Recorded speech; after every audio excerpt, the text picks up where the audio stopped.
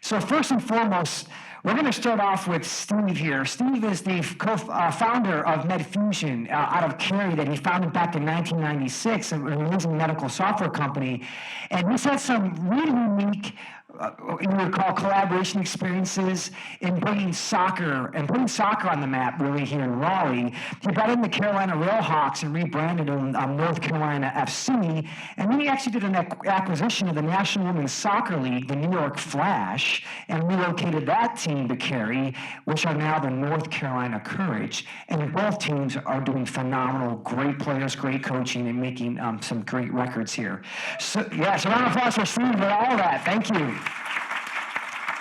So, Steve, how would you describe this as your experience, first and foremost, leading this really innovative corporation, MedFusion, and then doing these acquisitions of the sports world and bringing some of these teams here and growing those businesses? How would you describe that and any advice you have from that experience? We're going to be here all night. But no, it's been very interesting how many similarities there are in growing a corporation and the sports business. I bought the Railhawks 4 years ago, and 2 years after that, I was on U.S. Soccer's board, and so that's a pretty quick ascent, considering that I had not owned a team before that. And a lot of that, I would just say, is about the corporate experience. I mean, there are a lot of people in sports that I'm kind of leaning into the mic here, but I feel like I need it. It does need it, doesn't it? No? You can hear me all right? Great. I'll save my neck then. But it does. Sports has a lot of people that come from the sport, and one of the big lessons that I learned in Soccer Fast is that logic is not what rules; it's the passion for the game. And so you start applying more logical, metrics, rigor, best practices, things you guys know a little bit about. I hope you do. There were a lot of startups and only like 2 corporations, but no. Things that businesses use and applying those in the sports way, it helped us do things very well. And I'll just take one example that I'll dig into, which is I would call myself a lean startup evangelist. I know I'm on the corporate panel, but I'll still say that. And just the fan experience, being able to take that apart like a software app and look at every little field, if you will, every choice that people have, doing use cases where you say, okay, well, this is an international Latino and this is what they expect. Here's a millennial. Here's, what that use experience, if you will, which is a terrible way to describe a fan. But those kinds of things have been really helpful, I think, in distinguishing our club and experiences that just show you, how adjacent all the experiences you are having can apply to other areas. Thank you, Steve. Congrats on the win last night. How does it feel? It was awesome. We played in the U.S. Open Cup against the Cinderellas of the country, the Florida Soccer Soldiers. What? An amateur team that was the furthest to advance in the tournament. So we were lucky to beat them down. It was a great game. If you haven't been to the soccer park, please go check it out. It's a beautiful facility. Thank you, Steve. All right, moving on to Jonathan here with RGA Ventures. You're actually perfect for this corporate panel about discussing how corporations can work with startups, because you're really part of your mission is finding innovative companies with innovative entrepreneurs and then introducing them to bigger corporations like you mentioned Dodgers and Verizon and helping this collaboration happen. So do you want to share with the audience some of this experience you have in finding these startups and making those type of corporate introductions and what you've learned along the way? Yeah, and first of all, I want to say, even though, we're representing the corporates, we're not the bad guys here. after some of the previous conversation. We saw right away some of the issues that were addressed earlier around the difficulty to not only create inspiration for exploring new ideas and engaging with those ideas, but to actually create a path for implementation. And we are a digital marketing advertising agency. We do a combination of consulting, product development, and marketing and communications. And so we're always leveraging new technologies. But even within our own organization, we saw that we didn't really have a path for engaging with earlier stage, emerging tech, emerging companies, products, and solutions. And so what were we going to do about it? And so the group that I lead is the Ventures Group, and that's focused on how can we identify viable solutions and create a path for success. So we started that with a traditional accelerator style program where we would go out, find interesting companies, provide them with capital, provide them with mentorship, but we would also provide them with what we call creative capital, which is access to our agency talent from technology and development, strategy, marketing, and communications to help those engagements be successful. But what we found was where we could create the most success was when we could identify a very specific market opportunity in our clients' businesses and then help that startup become the right solution. So we switched the accelerator model over to where instead of finding interesting companies, giving them support, and then helping them find a place, we would identify the place first, then go out and find companies that we felt like had the potential to become the right solution. Then we would use our program to be able to give them the opportunity to refine what it was they were doing, their value proposition, their product offering, to make that fit. And so we think being able to help startups not only have a clear objective that's based around a business opportunity, but also to have the resources to get that critical momentum you need for sustained success is the model that we would use going forward. Thank you, Jonathan, and thank you. Jonathan recently moved here about 2 years ago from New York City, where he was with RJ Ventures, doing a lot of this work in the New York City area, and now you're bringing that expertise and working it here. And how do you like it so far compared to New York? It's great. Well, I'm from Virginia, so I speak the language. So that's been a nice transition there. But I think that the opportunity here to be able to uncover viable companies, the support ecosystem that's been created by groups like this and many others in the area, it's really amazing to see all the tremendous companies that we've been able to engage with here. Yeah, great to have you here, Jonathan. Thank you.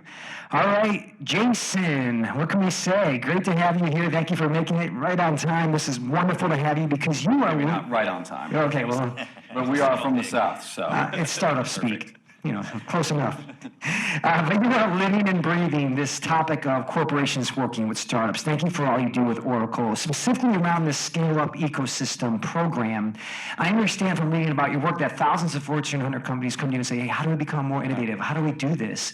And it's one of your roles is to team them up with startups that can help address their questions. So do you want to share a little bit what you've learned along this? Yeah, for sure. We learned a ton because we always call ourselves a startup within a startup, actually. So a little bit of our genesis, because we're going through a bit of an announcement actually next week in kind of our evolution. So we started doing accelerators kind of in that traditional YCOM model, where you'd come and get a cohort and shepherd them through and then launch them off. And frankly, really it was so that we could get back into the builder community because, people are like, Oracle, my granddad's database, And so we really wanted to get back to that community and realize those were our roots and how do we enable. When we started this, we didn't know, does anybody care about us? And so we opened up about 8 accelerators around the world. We love the Rise of the Rest thing.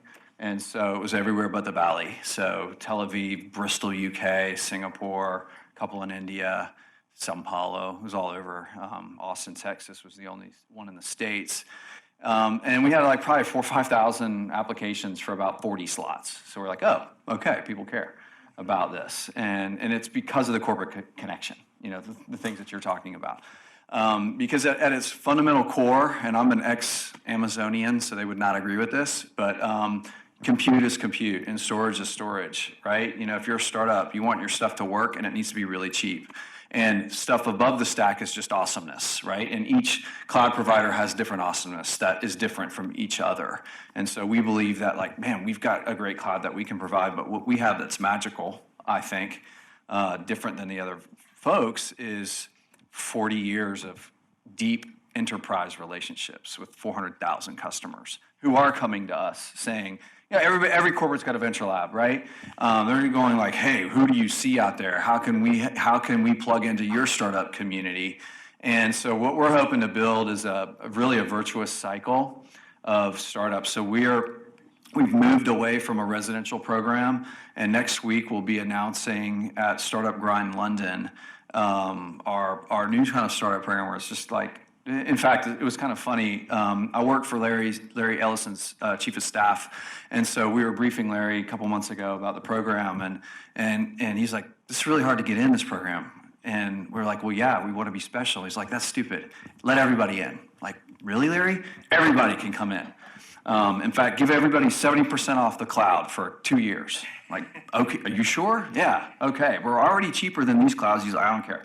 So now we're going to be announcing a program next week that says everybody can come in and they just apply. And then basically, once you get into the program and engage with Oracle, we've got about 40, 50 people around the world on my team that helps you do that. And you do interesting things, then you start to find ways, and we're incented to help you find ways to get connected to our customers around the world and around the community, I guess. And so we're excited. We're excited about that. We've had a lot of really great stories of people. What our hope is, if not for Oracle, they wouldn't have gotten this deal or this revenue or this experience or this connection to, you name a customer, there's Oracle there. So, like, let's help you. And so we get a virtuous cycle, right? Because if they close a big deal, we'll get revenue eventually, right? And so that's what's exciting about it for me and for us. And man, it's great. I'm in North Carolina. Everybody's like, "Are you from the Valley?" I'm like, "No, I'm from Raleigh." Well, I'm actually from Virginia too, but I'm from Raleigh. And so this is just great that we can really embrace this rise of the rest idea. And if you haven't read about that, go look up Steve Case, and that's what he likes. So Thank you. And thank you very much, Jason. And thanks for all you do in supporting Startup Summit. And we appreciate that. What's it like working with Larry? I described it the other day to somebody like this. I'm a basketball fan. And a Virginia fan. I can't not say that now. In fact, my son's repping right now pretty well. Wahoo wah.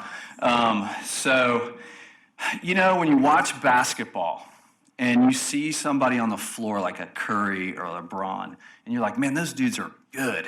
What you forget, and they're head and shoulders above everybody else, right? You forget they're playing with a bunch of other world-class athletes. I find myself at the table with Larry, and he says something, like, he comes to a conclusion that took me a long time, and he does it with half the data, and then you realize, man, he's a smart dude. And everyone at the table, except me, are world-class athletes in their field, and so that's how it's like working with him. So super smart. Hopefully you can rub that off on all of us so we can get somebody I'm smart. waiting for the magic. All right, let's go here to Steve here. Now I'm going to ask one or two questions and we'll open it up to the floor, okay? So Steve, big corporations, Medfusion, others like that are always having conversation about innovation. How do we reinvent ourselves? And do we do it here inside the company, or do we go out to startups and collaborate? So what's your thoughts on that process of when you do it, build it inside, invent it here versus going out? And then maybe any advice you have for people with that thought process? Yeah, so my experience is very much colored by the time that we were owned by Intuit. And I remember Brad Smith saying to me, actually after one of his meetings with the 8 other big companies in the Valley, so Larry was probably sitting around the table, and he said, well, I asked them, this was a few years ago, if you should allow a competitor on your platform. And he said that, I'm not going to keep name dropping. Another one of these guys said, Sorry. Well, yeah, no, I wasn't giving you hell. I just, he said, you obviously don't understand what a platform is. Because the answer to that is, of course, you let them in. You let everybody in. And so, see, there you go. I came right back to, how's that? Full circle. But the key to that is, like in our space, I'll just speak to what I know. You know, we've been successful in the healthcare space that is really challenging for people to get distribution. And for me, I'll say my experience here is colored by, in the time that I did not own the company, I worked with Hatteras and Bull Cities and Idea Fund and now co-founders and others, and had a chance to see a lot of deals. And the biggest challenge all these ideas had was distribution, and frankly, in our space, integration. It's super hard in healthcare to get to the data, to share the data, to have workflow. And so having seen lots of great ideas that were, frankly, no matter how excited their founders were, never going to get there, at least not fast enough before they spent their money, I was compelled to put together a platform that allowed others to access our distribution and our APIs, that allowed it to be much easier for them to gain access primarily to the full clinical record for the patient, but also other workflows. And it was hard. I've got a couple former employees in the room. They're listening to me talk about platform, going, "You've been talking about that forever." Well, it's finally here. I mean, right in front of me, I've got a partner that David Gardner introduced us to that had a great little tool, and we were able to help them more quickly get up. We're still in the early stages of that. But I think technology today allows bigger corporations to tie in with what they're doing in record time. And, you know, APIs that are simple, easy to use, callable pieces of data and workflow that fit in with what you're doing. I have a question, actually. Of those startups, how about everybody that's a startup, raise your hand? And drop it if you're not in technology. There you go. See? So, I mean, that's who we are here, right? And I do think there's some access through technology that really can help accelerate those ideas. And I think the whole successful platforms, and the reason I come back to platforms is people who've successfully built them have done really well financially. And, right? Doesn't hurt. And so I just think that's a great opportunity for you to find those places to plug in. And I would even just say, I'll conclude with saying this, and MedFusion, when it was growing, for us to be able to plug in to the platforms of others, you know, we did a deal early on with Misys, a name out of the history of this area, you know, and A4 and Allscripts and these companies that were bigger than us, that we were able to tie in with them with integration and ride their established base to, you know, prove out our value in our particular space. And that, I think that's a great opportunity for both sides. I mean, for the corporation, and we get increased functionality and value to our customers. So it's a win-win. Thank you, Steve. Good example of collaborations and the win-win side on that and why it's important. So the last question will go to the audience, and this is for both of you, Jason and Jonathan, because of your experience. This room is filled with startup people here, many of which here want to work with corporations. How do I partner with them? How do I make them clients or partner on the technology? What advice do you have for them? How do they get in the door? What departments do they email or call? Or any advice you'd like to share with them to be successful with that? First. Yeah, I want you to go first. Okay.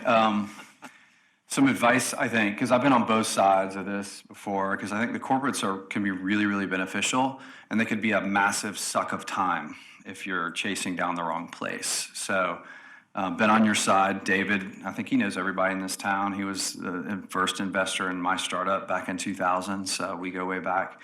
But I think work your network, obviously, really well, but try to understand what motivates that person that you're talking to, right?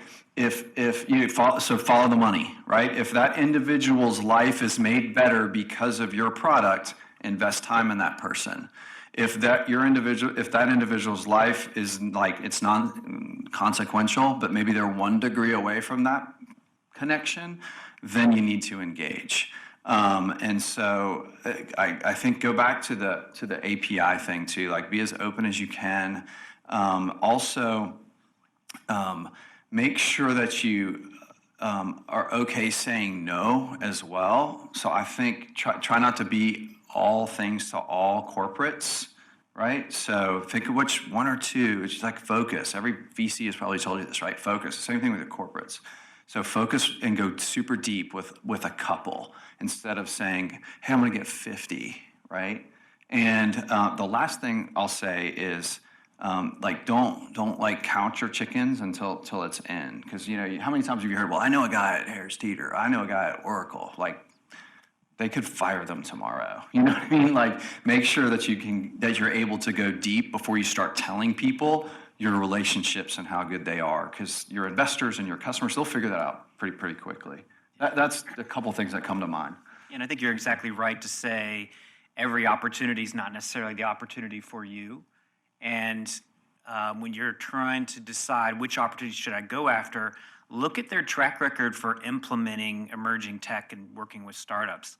Look to see who's come before you and how did it turn out for them. Because a lot of companies have that initial interest, but to really get to implementation is difficult. I mean, it's one of the things that we spend almost all of our time doing is not just finding the relevant startup for them to work with, but understanding how would you actually implement this within your own organization, and who is the person who's going to take this through to all the 6 or 7 different departments that you're going to have to engage with, and make sure that all the infrastructure is in place, that everything's aligned for you to be able to be successful. And knowing that there's those champions or those pathways within an organization before you put in the tremendous amount of resources is really important. The other thing that I would say is to make sure that you're not underpricing yourself once you do begin to put that first contract out, because you may think, hey, I want to be competitive, or I'm more efficient, so I'm going to come in on price because I know I can do it for this much. But what you don't know is they're going to change their mind 18 times before you get done. And so you need to build in that additional cost to be able to respond to those changes without having to come back and squeeze another dime or two out of them. So I would say really think about your pricing really effectively from the very beginning. I've got 2 more, really quick. Sorry.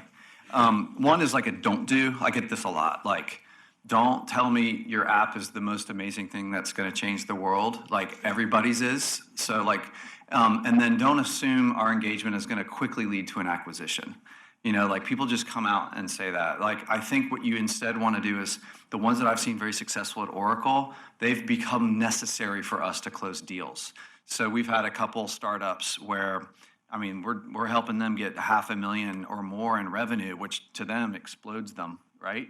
But it enabled us to close deal flow that we couldn't have done without them. And so what happens is if you got salespeople who are like, I need that guy on my deal, or I need her to come with me, then all of a sudden you start getting notice from the others. So be necessary and follow the money. Great advice. Steve, anything you want to add on that? Throw you on the spot? I think the biggest thing is to not believe that it's going to work. Just to be a pessimist for a minute.